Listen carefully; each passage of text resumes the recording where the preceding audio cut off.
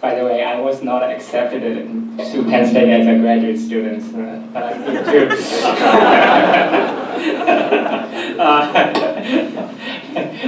Anyway, our next speaker is Dr. Professor Jose Fuentes in our label, and Jose has actually many achievements in the field, especially boundary layer micrometeorology, transportation, and many others. But Jose is definitely a champion, and I know of, and I helped and worked with, and the inclusion and diversity. He actually recent won winner of the Charles Anderson Award for Diversity, and now he's chairing National Science Board mandated or congressional mandated inclusion program. What's the C? How to say that? Oh, you can see that, right? Seals.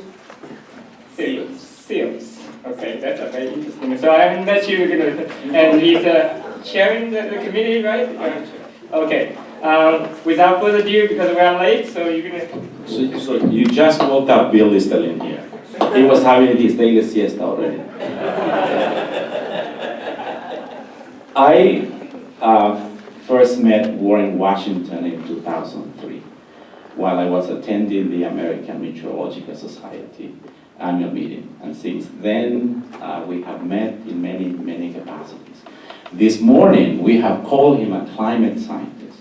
Today, I will give him a new title, a geoscientist. And so I am going to make some reflections about my personal observations. And I want to start with this picture here. This picture, you can imagine for a moment that you are in front of this lake, and then you grab a pebble and you toss it to the lake, and then you're going to observe these ripples. I think most professionals will have, these ripples that will stay on the lake for quite some time. But in the case of Warren Washington, as our climate scientist and the other speakers said this morning, that legacy from the point of view of science is going to remain for many years to come.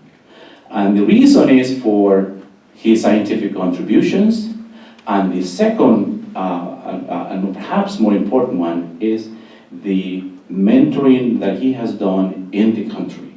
And so even though his ripples may one day, some way into the future, may disappear, but new ripples like this actually will continue, because mentees of him, such as Professor Gregory Jenkins, who in his own right is a leader, a national leader of mentoring students, they will continue. And colleagues such as Anthony Littlelake and the others will continue for a long time to come. So thank you so much for doing these two contributions to our profession and also to the nation. And in the area of mentoring, I want to remind all of us in the audience that Warren Washington did his graduate studies in a majority institution, Penn State. And he developed his professional career at the National Center for Atmospheric Research, another majority institution. And while he was there, in the area of mentoring, he basically epitomizes the role of the mentor from two perspectives.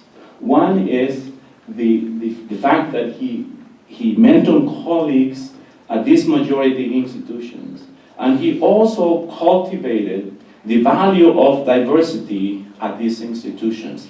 I still vividly remember when we were having the discussions with Rick Anthens, remember Rick Anthens, about the formation of the SOARs. I was UCAR, University Corporation for Atmospheric Research, member for about 8 years. And we were having all these deliberations, and in every other sentence, the name that kept popping up was Warren Washington. He has been instrumental to tell the local colleagues that diversity is really important. In the other area is, and a lot of the other speakers have explained this morning, that he has been what I will call an Uber mentor. He has given time and advice that has really propelled the career of many eminent scientists in the country. And I already mentioned the example of Gregory Jenkins, but I can go down the list with Marshall Shepard, Vernon Morris, Everett Joseph, and the list can go on and on. So he has really done something really transformative. And I want to echo what Everett Joseph told us a little bit earlier. Warren Washington has been very unselfish with his time as well. You know, in his own very quiet way, he has visited many, many universities, but he has always paid attention to visiting these institutions that serve the underrepresented populations in this country.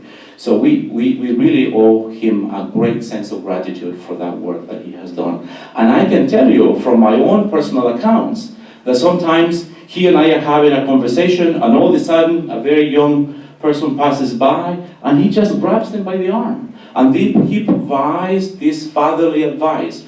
And Marshall mentioned some ideas, and I have some of one here. You know, he always said, study hard, work hard, take your work seriously. And Marshall repeated this last statement, build your expertise, and soon. You know, young people need to be reminded of that, and I am glad that Anthony mentioned something along those lines. Now, I'm going to probably alter the blood pressure of some of you in the audience, but I think it's important for us to recognize Warren and also go back to the history as to how our profession has changed.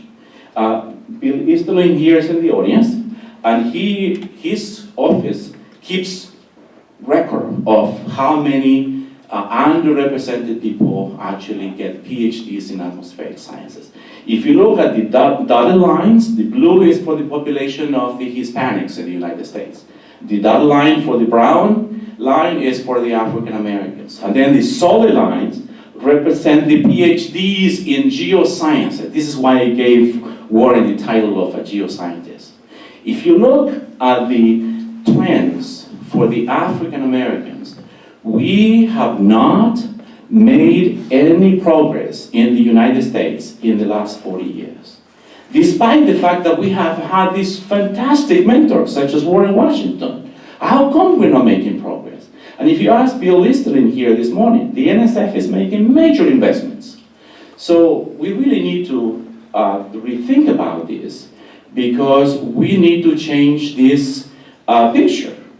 The president-elect of the American Geological Society, who is next door to me, keeps reminding me almost on a weekly basis, we cannot leave 40% of the US population from being engaged in this kind of work. We cannot do that as a nation. We are missing the great minds such as Warren Washington by doing so. And so I have this idea here, you know, go back to 1991. There were 2 PhDs in geosciences in the United States, and those 2 are in the audience here today, Greg Jenkins and Vernon Morris. Imagine if Warren was not here. Bill Easterlin would have to give us a 0 number for that year, right? This is not sustainable and not really, really important. We really need to do something, and I want to perhaps I steal a little bit of thunder from Vernon, who is going to speak after me. You know, Everett mentioned the program at Howard University. That little trend that you see there, it comes from that group. So we need to really change this trend. And I have this picture here. Mostly, I brought this picture for the UCA president, for director of the geosciences NSF, and all the deans in the audience. I need to remind you that we have the most exciting field in the STEM-related subjects. We have gadgets, we have instruments, we have radars, balloons. We can grab the imagination of the young people.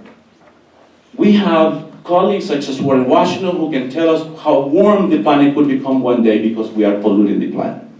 We have colleagues such as Paul Orkowski who can grow tornadoes in his computers. We have Fujin who can grow hurricanes in his computers. And also Anthony Dillwake who can actually go and say hello to the hurricanes in person. Okay? So I don't think that there is a reason why we should not really do a better job. And so we need to really change the paradigm as to how we're doing this. And I want to share some ideas with you here. Everett Joseph, Vernon Morris, Greg Jenkins and I have done so many programs in the country. We have developed some strategies, as to how we can impact the young people. Warren Washington, as you know, a true pioneer in this area.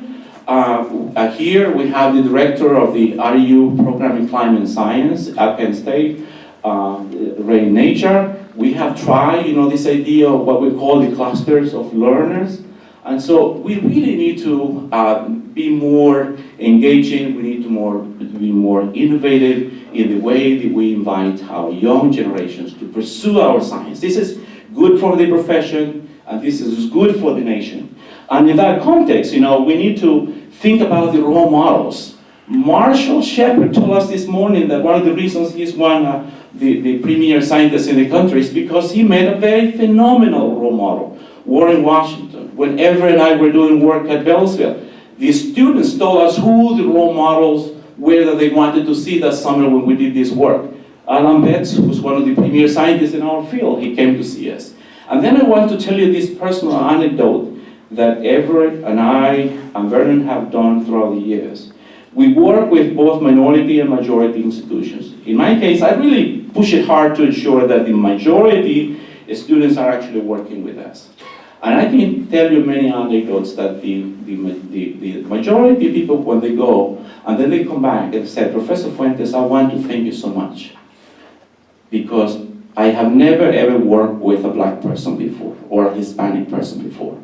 I gain a new perspective. I now have new skills as to how I can relate to my colleagues who have different cultural backgrounds than mine.